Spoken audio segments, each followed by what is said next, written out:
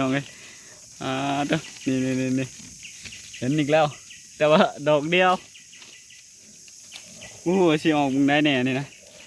เห็นดอกเดียวเนาะนี่ดอกบักใหญ่เลยพ่อแม่พี่น้องนี่เห็ดปวกเนาะ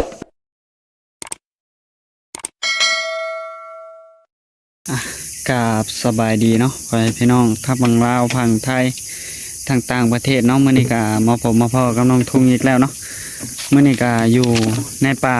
อีกเนาะพ่อพี่น้องมาหาเห็ดคือเก่าเนาะมากับน้องลินเพิ่นคือเก่าพ่อพี่น้องโดยน้องลินเพิ่นก็อยู่ข้างหลังเลยสวัสดีไปลองหาเบิ่งว่าสิได้คือมือวานนี่บ่เนาะพ่อพี่น้องเนาะมือวานนี่ก็จนค่ำเนาะพ่อพี่น้องก็เลยหาก็ได้ลงคลิปมื้อเช้านี้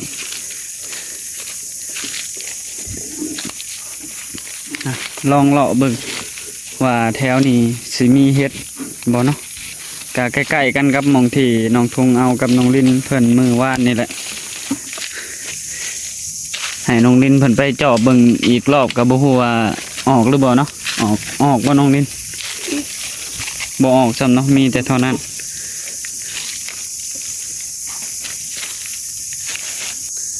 มื้อนี้ก็บูป่ากับน้องลินเพิ่นคือเก่าไปพี่น้องเอ้ยมาหาเบิ่งเห็ดปวกเนาะก็ประมาณโมงกับประมาณ4 หรือ 5 โมงเนาะก็พากันเข้ามากับน้องลินเพิ่นเบิ่งเลาะเบิ่งแถวนี้คือเป็นตามีอยู่ได้เลยแต่ว่าคือบ่เห็นเนาะหรือว่ายังบ่ออกบ่ฝนหากระตกได้2-3 เทื่อเนาะฝนตกอีกหลายรอบพุ่นแหละจะออก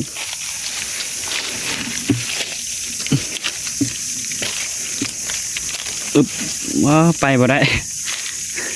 เกลือเต็มเลยเนี่ยโอ้จักเห็ดวิชังอันมีแต่เห็ดที่เบื่อเนาะมันบ่แม่นเห็ดปวกซ้ำ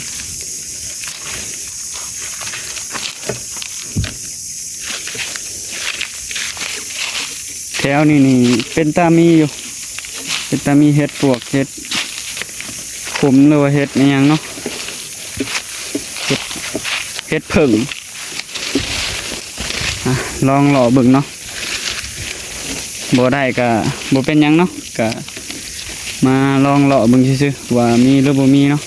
ถ้ามีก็ได้แหละได้กินโอ้จักเห็ดอีหยังนะดอกใหญ่เนาะน้องดินไปเบิ่งเนาะมึงเถื่อมันเป็นเห็ดผึ่งเลย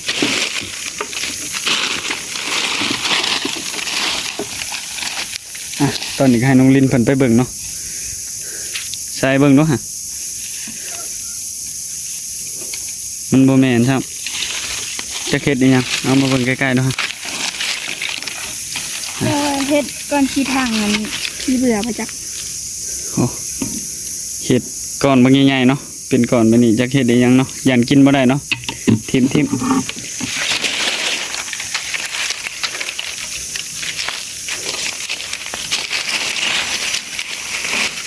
ไปรอเบิ่งใหม่อีกเนาะ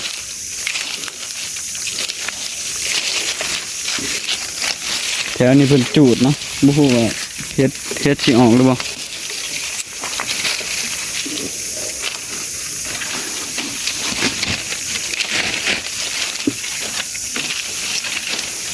บ่แม่นเพิ่นเลาะเลยที่แถวนี้มีแต่เฮ็ดอันนั้นเลยแบบเดียวกันเนาะเห็นอีกละอันตัวเมื่อกี้นี้โอ้เฮ็ดแบบเดียวกันเมื่อกี้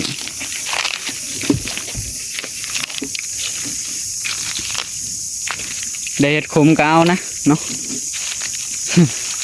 บ่ได้เห็ดปวกเห็ดขมกาว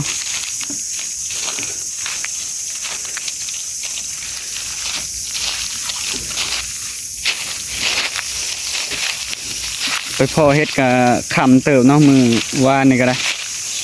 มามือนี้เนาะสิพ่อมึงได้เด้คือว่าจังไรเนาะรอหับชมกันเลย ว่าสิได้หรือบ่ได้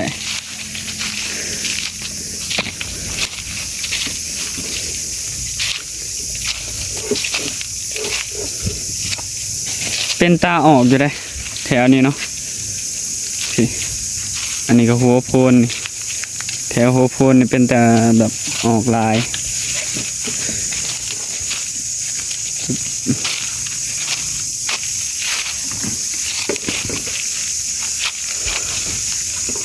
บูป่าเนาะถ้าว่ากล้องชันจังได้ก็ต้องขอโทษขออภัยเนาะเดี๋ยวเลาะไกลเติบเนาะกับสิพาน้องลิ้นเพิ่นออกเพราะว่าบ่อยาก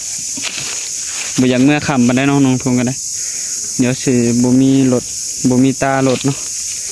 รถบ่มีตายังบ่ได้แปลงเลยอึ๊บ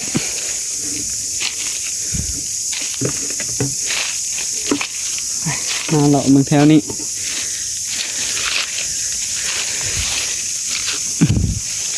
บางทีเขาน้องแลเพิ่นบ่ได้เข้ามาแถวนี้เนาะลองเข้ามาเลาะเบิ่ง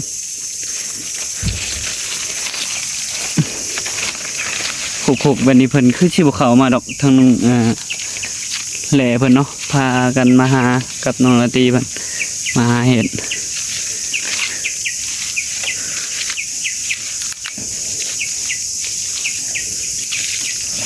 ไปเลาะไปเรื่อยๆ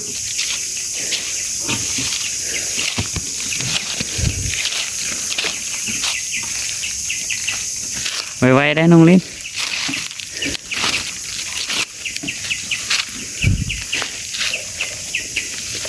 อึบน้ำเกาะ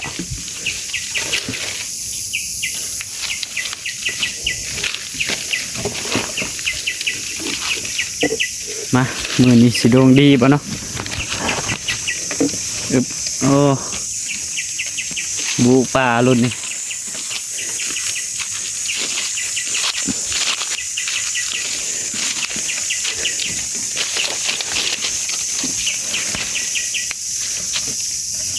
น้ำก็ตะพือเนาะเด้นี่น้องลิ้นดอกมันใหญ่เลยเห็นอีกแล้วเนาะพ่อแม่พี่น้องโอ้แต่ว่าเห็นดอกเดียวพ่อแม่พี่น้องเลยเด้อนี่เห็นอีกแล้วแต่ว่าดอกเดียวสิออกมึงได้แน่นี่นะเห็นดอกเดียวเนาะนี่ดอกบักใหญ่เลยพ่อแม่พี่น้องนี่เห็ดปวกเนาะโอ้โหสิออกจากดอกน้องมือนี่ใช่เลยแน่มึงคักๆเด้อน้องลิ้นเถื่อมันออกลายหม่องเนาะเห็นเลยวันกี้นี่ก็ย่างกายไปแล้วเนาะพี่น้องทางน้องทงกับแนมกลับคืนเนาะนี่ยังนี่ไฟเหยียบอ่ะนี่ห้อยเหยียบเนาะมันล่มเลยจะไฟเหยียบดอกนี้อ่ะน้องลิ้น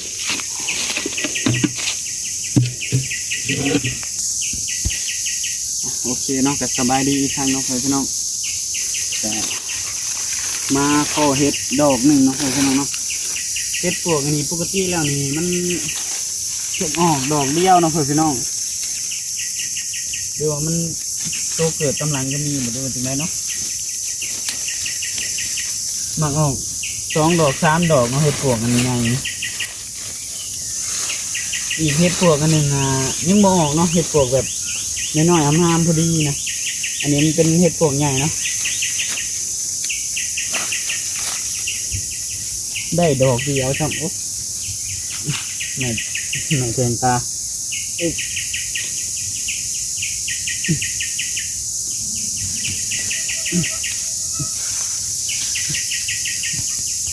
ดอกมักง่ายนะเดิมมือหอมบุญเขาได้โอ้หอมนี่แหละเห็ดปวกเนาะดอกจูมเลยดอกบานเหมือนดอกจูมนะเพราะว่าอีกจักหน่อยนี่มันก็เถาเลยเนาะตัวมันใหญ่แล้วก็มันก็ร่มเนาะมันนี่แล้วมันบานเลยเอ้าอยู่นี่มีดอกเดียววะ บอกว่าอยู่นี่มีดอกเดียวไปสะถือทางหนึ่งอีกบอกว่า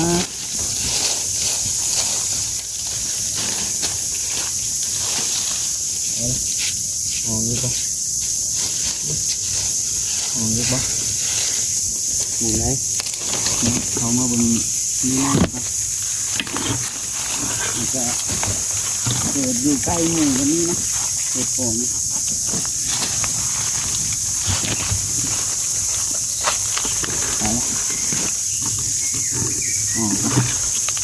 แม่มึงใส่เรื่องนิดนี่ดอกเดียวนี่บอกว่า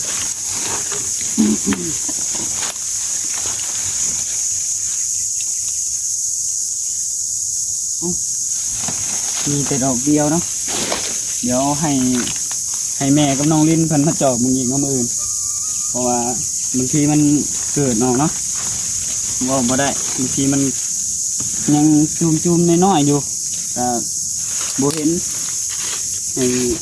มันบ้านอีกจังหน่อยเนาะมืออื่นนั้นบ้านจังหน่อยมันจะอาจจะนั่นอยู่ไปเลยเดี๋ยวคือบ่ได้ดิอีกจะ4-5 ดอกนี่เนาะ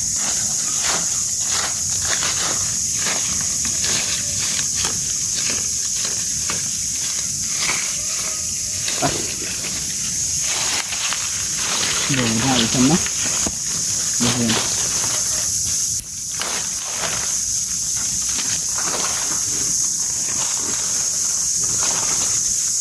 ลุยต่อหาหลอกมันแค่นี้เนาะมัน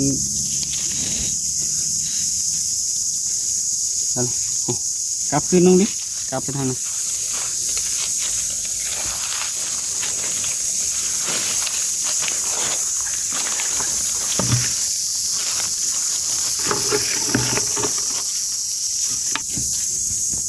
โอเคนะได้ดอกเดียวมัน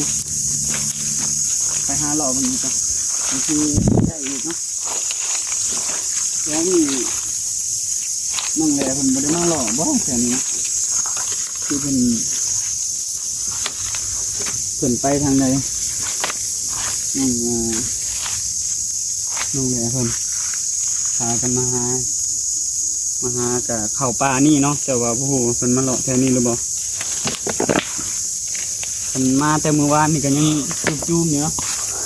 ดอกบัวบานจะมีทั้ง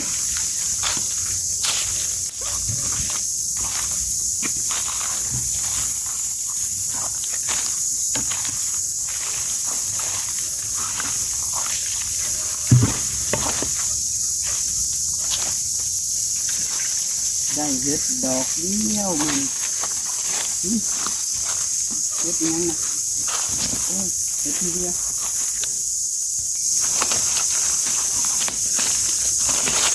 ดอกมัน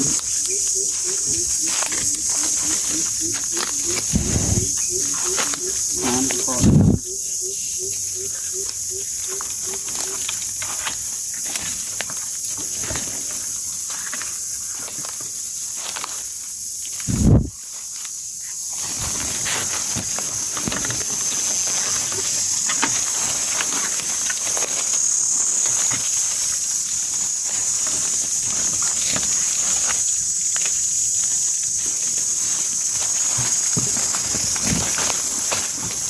6 คนเนาะออกไปทางนอกเป็นเต้น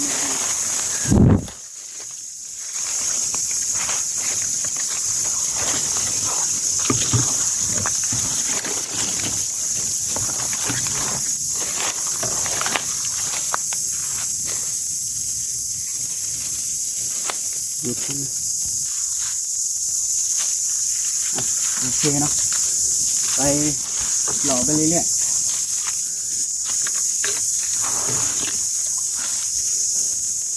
จะได้ดอกเดียวบ่นี่ไปดูกันแค่นี้เนาะ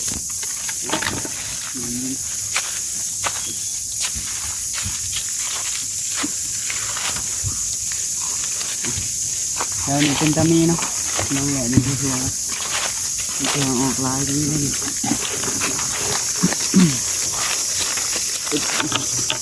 ทางลุงดินขนมดูป่านี่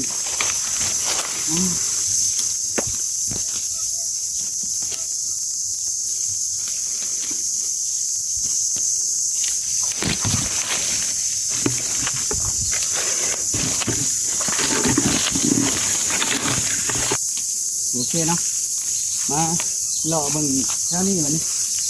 เป็นแต่มีอยู่ในป่านี่ก็ได้เดี๋ยวหล่อมันก่อนเนาะอาจจะมีมึงได้มึงนี่แหละหรือ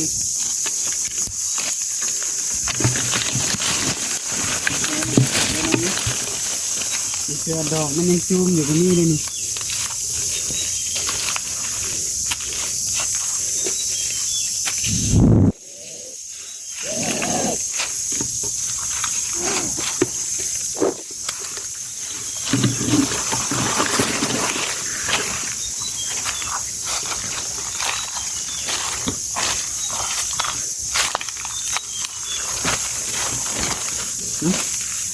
สดใสแบบใบไม้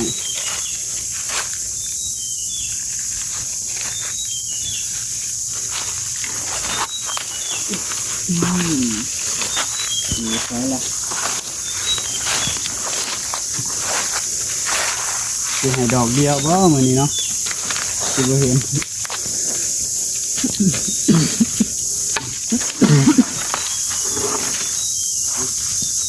น่าจะ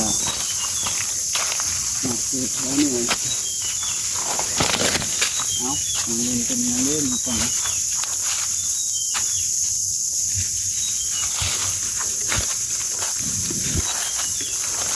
ยิงต่อเลย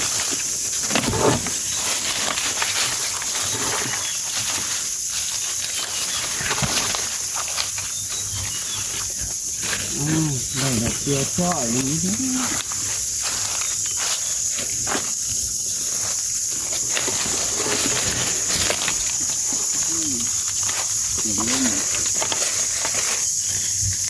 เงินขายเงินขวา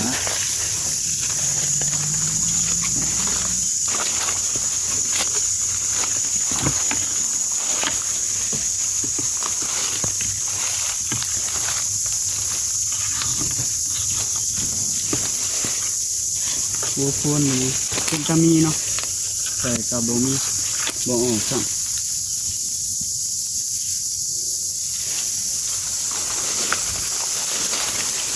ดูว่ามันยังบ่บานเลยเห็นมันกันนะมันยังงอกนะ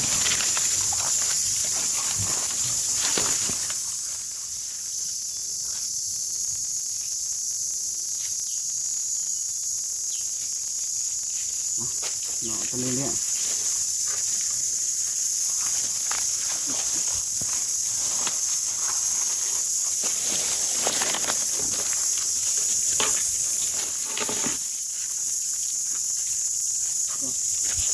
นี่ก็เป็นตะมีได้ใช่ไหม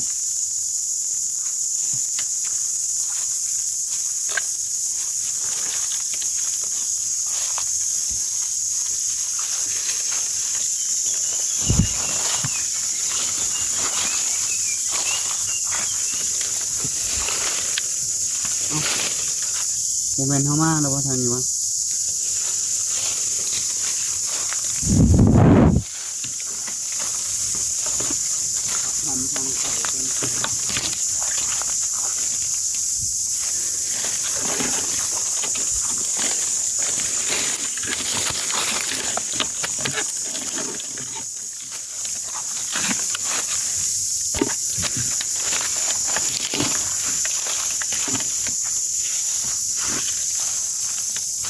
โอเคเนาะตอนนี้ก็มาฮอด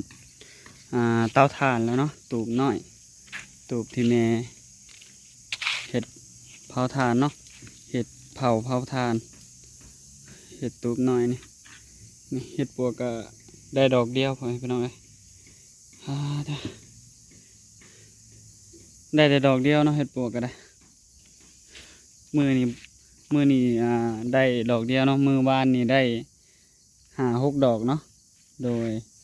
โอเคเนาะทางลุงทงก็สิได้จบคลิปไว้เพียงเท่านี้ก่อนเนาะพี่น้องเนาะเดี๋ยวมาพอกันในคลิปหน้าเนาะในคลิปนี้ทางลุงทงก็สิขอลาพ่อแม่ FC เบิดสุขทุกคนเนาะ กะขอบคุณเนาะทางเมฟซีเบิร์ดทุกคนเนาะที่เบิ่งคลิปของลุงทงตั้งแต่ต้นจนจบที่บุความโฆษณาเนาะทางลุงทงก็สิขอลาไว้เพียงเท่านี้เนาะพี่น้องโอเคสบายดีน้องลิศ สบายดี โอเคทางลุงทงก็สิขอลาไปแล้วเนาะขอกล่าวคำว่าสบายดี